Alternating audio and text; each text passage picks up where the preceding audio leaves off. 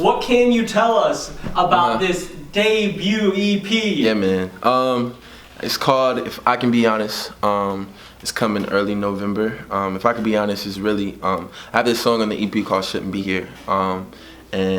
And both of the verses I start out with If I Can Be Honest. And I talk about both of my parents having it was really young. My dad was 19, my mom was 17. And actually talking to my parents earlier this year or last year, they told me that I was actually supposed to be aborted. They went to the clinic, all that, like I was this close to not having a life. And the doctor told her that she was too far along in the pregnancy to get an abortion. So, man, I just took that story like, dang, like, really, if it wasn't for God, I would not be where I'm at today. So, I took that song, man, I made it, and I think I was in the studio. I did basically the whole EP with Cobra, you know them, Dirty Rice, Joseph Palazzi, Juke Bangers. And I think we were in the studio, I was recording that song, and Joseph was like, bro, you need to call it If I Can Be Honest. And I was like, that might be it. So we call it If I Can Be Honest, man. I'm excited. It's coming early November. I got my homie Derek Minor on the EP. I don't know if you know the Saga. The Saga's on the EP. My homie Alec Walls from the Walls Group. They're signed to Kirk Franklin. And then my homie Caleb Mitchell. So I'm really excited about it, man. That's dope. Yes, now, does your story and hearing like that you were supposed to be aborted, does that like influence your view on abortion? Yeah, definitely. I feel like basically like, man, it's just wrong. Like, if you make the decision to do what you do, I feel like then you should be able to deal with the consequences that come with it, which is, not really a consequence, but, taking care of your responsibilities and what it is, because it's, this God's creation. It's God is beautiful because it's made in God's image. So I feel like you should really take care of your responsibilities and give life to, what God created. So yeah, like I just sit around and think about it, like I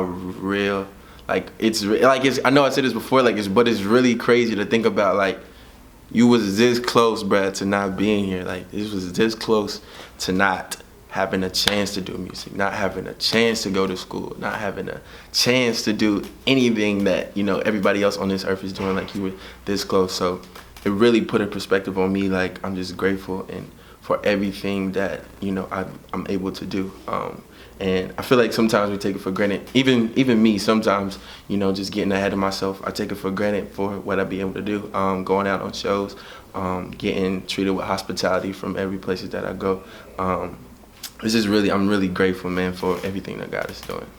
That's dope. And so appreciate you sharing. Like, yes, sir. What was it like writing that particular song? Yeah, I think I actually wrote the verse like 2 years ago, and I was in my room, and I was like, I think I'm gonna tackle this situation that happened, and I think I cried when I wrote it. I cried when I wrote it.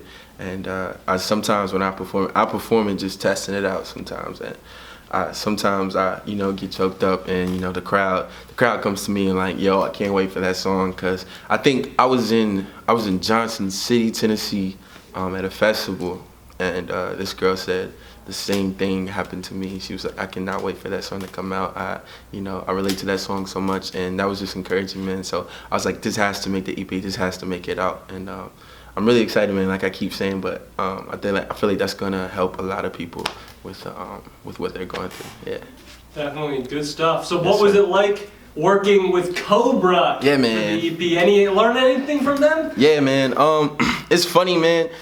Me and Cobra, like, we all work, like all of us three. I haven't really been in a room with Juice. He usually like just send his drums, but me, Joseph, and Dirty, like, we work in different ways. So it's funny, some stories, but Dirty and Joseph, they're kind of like crazy creatives, right?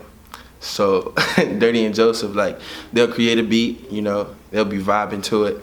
I'll be right into it, and me, I'm like, go, go, go, go, go, let's not finish. Like, Dirty and Joseph, they might, go outside, look at the trees, walk the dog a little bit, But at this time, like, I'm working. So then when they come back in, it's like, all right, you ready to record? I'm like, yeah, let's go. So then I record. Like, we call ourselves Cobra Code. Like, it's a good collaboration of what we do. And we just come together, man. And I really can't wait for everyone to hear what we've been working on, because it's been crazy. We got other stuff too that we just been grinding, because I go down about every month, and we log in for like 3 days. And so I'm excited, man. Cobra, great dudes, and I feel like they don't get enough credit for what they do. Like, dudes are crazy.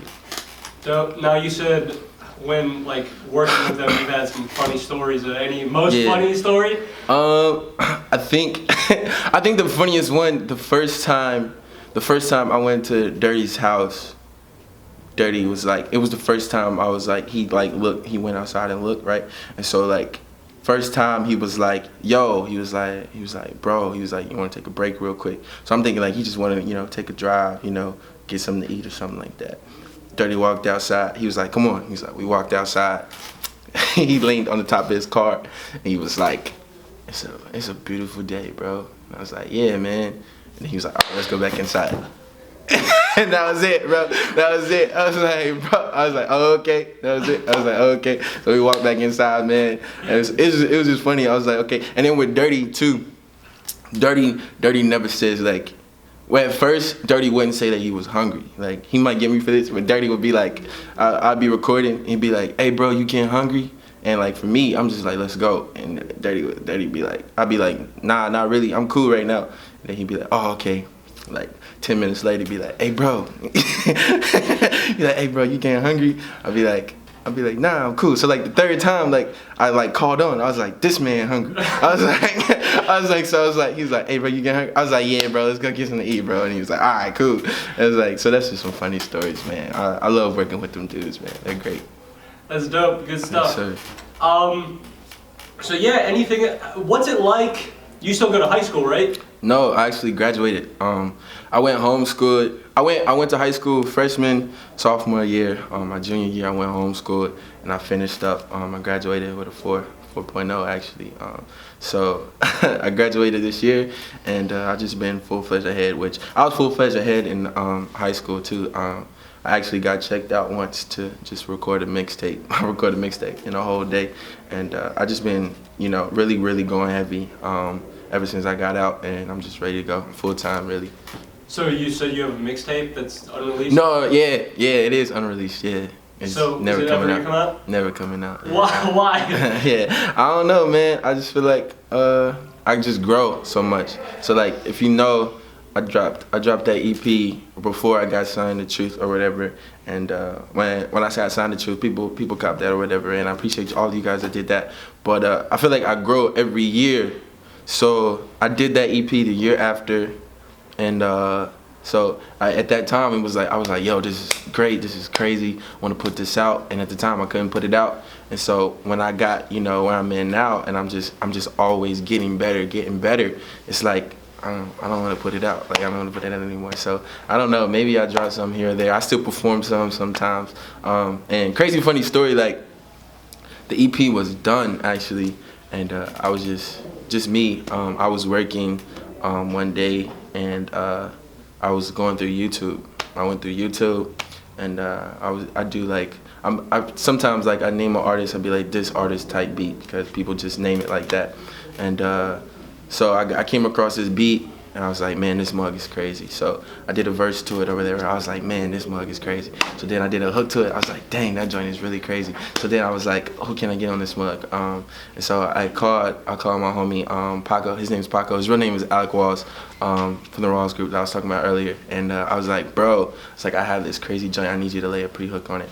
He laid a pre-hook on it. I was like, dang, that mug is really crazy. So then I was like, hey, bro, Caleb. I was like, bro, we got this crazy joint. I was like, this joint is really, really crazy. He's like, all right, send it to me. He was like, bro. And that was it. I was like, hey, bro, talk to me. He's like, this mug is crazy. And so I was like, all right, bro, now put your verse on it. So he put his verse on it, man. Then I was like, dude, this mug is really crazy. I sent it to my management team, and it was like, this is crazy. And they were like, yo, this has to make the EP. And so like, actually we had to buy the beat. Let me tell you about this song. Man, it was so many, little things that we had to go through because it was on YouTube that we had to get the joint done. So man, that took like a month trying to get that song done. We had to buy the beat, we had to get the sample cleared.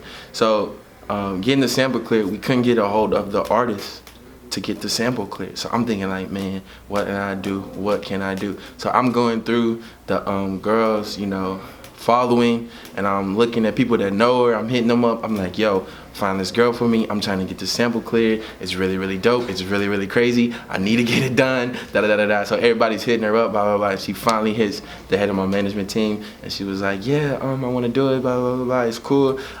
She said she liked the song and all that stuff. So we got the sample cleared. So the guy that produced the beat, out of nowhere, he's like, I don't know if I want to sell you guys the beat. So I'm like, bruh, you are tripping. I was like, bruh, like, this junk is crazy. So I'm like, dang. So I think it was like 2 weeks went by or something like that. He was like, all right, I'll sell you guys the beat. And so we got the beat, and then we went through, you know, mixing and all that stuff. And that was just a really funny story about that song because it was so many stuff. And it's really crazy, like I said. So is it called Crazy? Nah, it's not called Crazy. It's actually called Got No Choice. So Got No Choice. But yeah, it's really crazy.